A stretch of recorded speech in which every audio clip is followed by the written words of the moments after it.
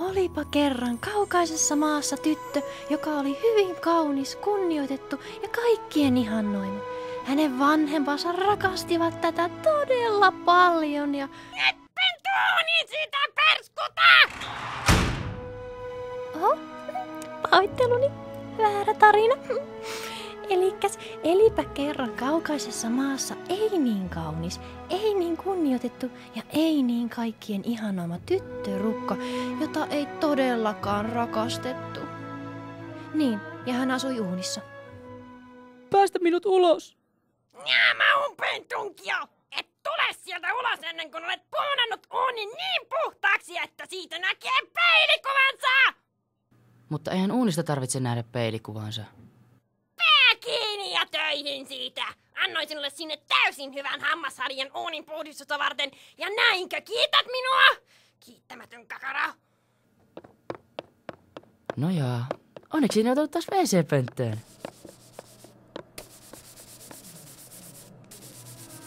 Sillä välin kaupungin toisella puolella oikeasti kaikkien ihannoima prinssi Päivi järjestelee suuria tanssiaisia, joihin on kutsuttu kaikki kaupunkilaiset. No niin, vauhdilla nyt. Meillä ei ole aikaa tuhlattavaksi. Latakaa se sinne. Ja se sinne. Mitä laitan päälle? Eihän minulle edes sopivia kenkiäkään. Ja kutsujakaan ei ole viety. Juhlat ovat pilalla. Ne on pilalla. Rauhoittukaapa nyt, arvon prinssi Päivi.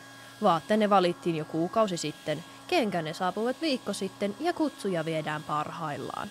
Ruokalista on valittu 4 kertaan ja peruukkinnekin on valittu useasti. Teidän rusettinne, kuten halusitte, on sametin punainen ja teidän kenkän solkenne aitoa kultaa. Prinssi Päivin panikoidessa linnassaan Tunkion perhe sai oman kutsunsa juhliin. Veijo! Keijo ja Reijo, tulkaa tänne!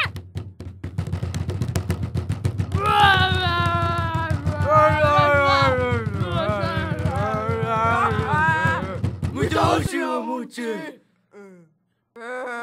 Me olemme saaneet kutsun kuninkaallisiin tanssiaisiin. Kuningasperheen Kuninkaalliset tanssiaiset, vähäks siistiä! Juu, on.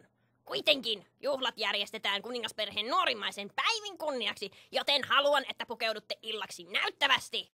Ja tällä minä tarkoitan, että pukisitte joskus vaatteet päällenne! Tanssiaiset, pääsinkö minäkin?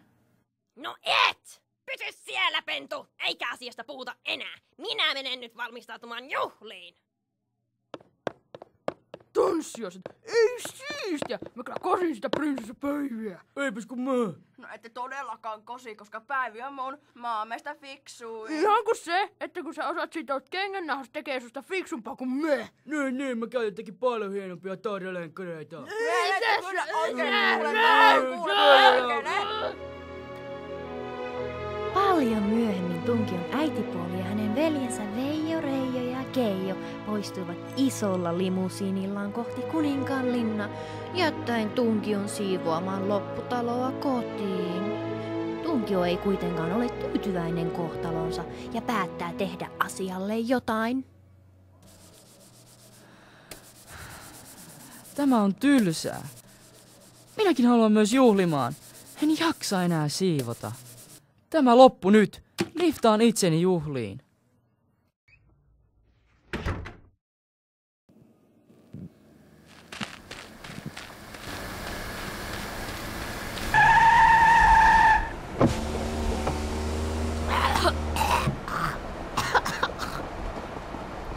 Ihmettä, sinä teet täällä tienvarassa Tunkia.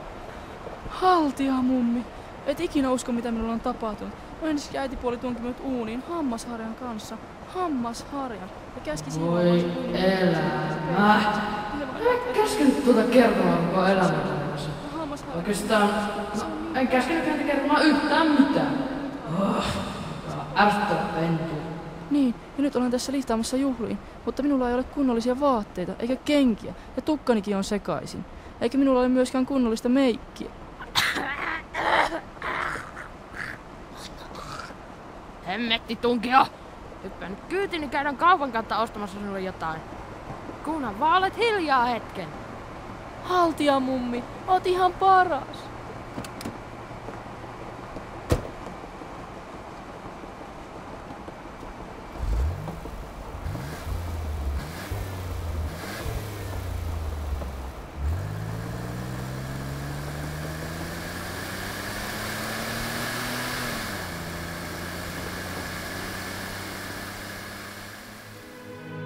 Haltijamummon ja Tunkion suorittaman pikaisen ostoskierroksen jälkeen he saapuvat Prinssi Päivin linnan portaiden eteen.